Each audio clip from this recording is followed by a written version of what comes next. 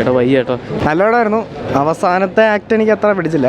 കഥ മാത്രം എനിക്കൊരു അത്രയ്ക്ക് ലൈക്ക് ആയില്ല. യൂണിവേഴ്സൽ തീമാണ് അതികാരത്തിനോടുള്ള ഭ്രമം. അത് നന്നായിട്ട് എക്സ്പ്ലോർ ചെയ്തിട്ടുണ്ട്.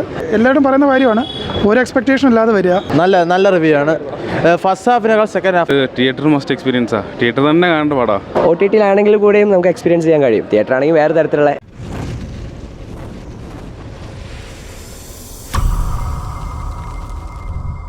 നല്ല പടമായിരുന്നു.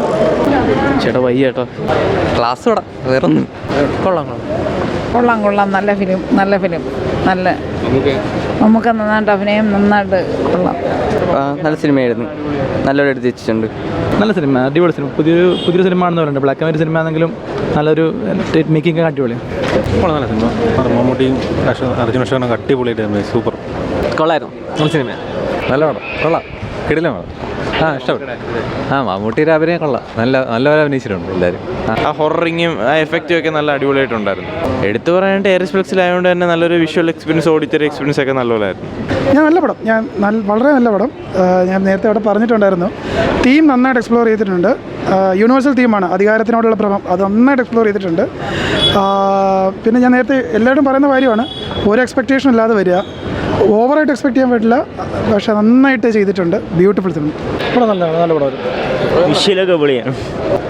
മമ്മൂട്ടിയുടെ അഭിനയം നൈസായിട്ടുണ്ട്. സൂപ്പർ സിനിമയാണ്. നല്ല റിവ്യൂ ആണ്. ഫസ്റ്റ് ഹാഫിനേക്കാൾ സെക്കൻഡ് ഹാഫാണ് സൂപ്പർ. കൊള്ളായിരുന്നു. ഡയറക്ഷൻ എല്ലാം ഉള്ളായിരുന്നു. വേറെ മമ്മൂട്ടിയുടെ അഭിനയം രക്ഷ കണ്ടിരിക്കാം എന്നുള്ളൊരു പടം. ബാക്കി സിനിമാറ്റോഗ്രഫി എല്ലാം അടിപൊളിയാണ്. കഥ മാത്രം എനിക്കൊരു അത്രയ്ക്ക് ലൈക്ക് ആയില്ല. പടം കൊള്ളാം, അടിപൊളി പടം, കുഴപ്പമൊന്നുമില്ല. എടുത്താൽ പ്രത്യേകിച്ചൊന്നുമില്ല. ക്ലൈമാക്സിലോട്ട് വരുമ്പോൾ നമുക്ക് കുറച്ചും കൂടി ഒരു ഗൂസ് ബംസും കാര്യങ്ങളൊക്കെ ഉണ്ട്. ശരിക്കും ക്ലൈമാക്സ് കുറച്ചും കൂടി ഇരുത്താൻ നമുക്ക് പറ്റുന്നത്. പടം കൊള്ളാം, അടിപൊളി. ഇത് തിയേറ്റർ മസ്റ്റ് എക്സ്പീരിയൻസാ. തിയേറ്റർ തന്നെ കാണേണ്ട പാടാ. നല്ലോണമായിരുന്നു. അവസാനത്തെ ആക്ട് എനിക്ക് അത്ര പിടിച്ചില്ല. എന്നാലും രണ്ടാമത്തെ ആക്ട് കൊള്ളായിരുന്നു. ആക്ടിങ് ഒക്കെ കൊള്ളായിരുന്നു. 3 പേരും നല്ല ആക്ടിങ് ആയിരുന്നു.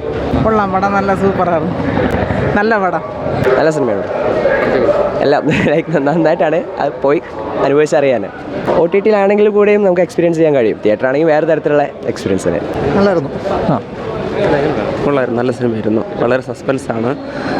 ഒരിക്കൽ ആ തിയേറ്റർ എഫക്റ്റ് വളരെ നല്ലതാണ്. ഒരിക്കലെങ്കിലും കണ്ടിരിക്കണം. നമുക്ക് തന്നെയാണ് ഇഷ്ടപ്പെട്ടത്. മമ്മൂക്കയുടെ ഈ ഒരു പ്രായത്തിലും പുള്ളിയുടെ അഭിനയവും കാര്യങ്ങളും. സെക്കൻഡ് ഹാഫിൽ ഏറ്റവും കൂടുതൽ പുള്ളിയുടെ കുറച്ച് സീൻസ് ഉണ്ട്.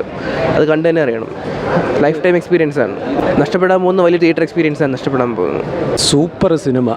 മമ്മൂട്ടിയുടെ ഇന്ന് കണ്ടിട്ടുള്ളതിൽ വെച്ച് ഏറ്റവും നല്ല സിനിമ. അത്ര അടിപൊളി, കാണാനും ഭയങ്കര ത്രില്ല്. ഇത് ശരിക്കും പറഞ്ഞാൽ മലയാളത്തിൽ ഇങ്ങനൊരു സിനിമ ഞങ്ങൾ ആദ്യമായിട്ടാണ് കാണുന്നതാണ്. അത്രയും പെർഫെക്റ്റ്. പിന്നെ നമ്മൾ കൊടുക്കുന്ന കാശ് എന്തായാലും മുതലാവും. അത്രയും സൗണ്ട് ട്രാക്കും മമ്മൂട്ടിയുടെ ശബ്ദവും ചിരിയും എല്ലാം ഭയങ്കര സെറ്റപ്പ്. അത്ര സിനിമ സൂപ്പർ. നല്ല ഫിലിമായിരുന്നു. നമുക്ക് നല്ല സൂപ്പറായിരുന്നു. എടുത്ത് പറയത്തക്കെന്ന് പറഞ്ഞാൽ ഒരു നല്ലൊരു ഫിലിമായിരുന്നു. പ്രത്യേക തരത്തിലുള്ള നല്ല ഗംഭീര നല്ല ഫിലിമായിരുന്നു. ഇത് ഹൊറർ ത്രില്ലറാണ് മൊത്തം.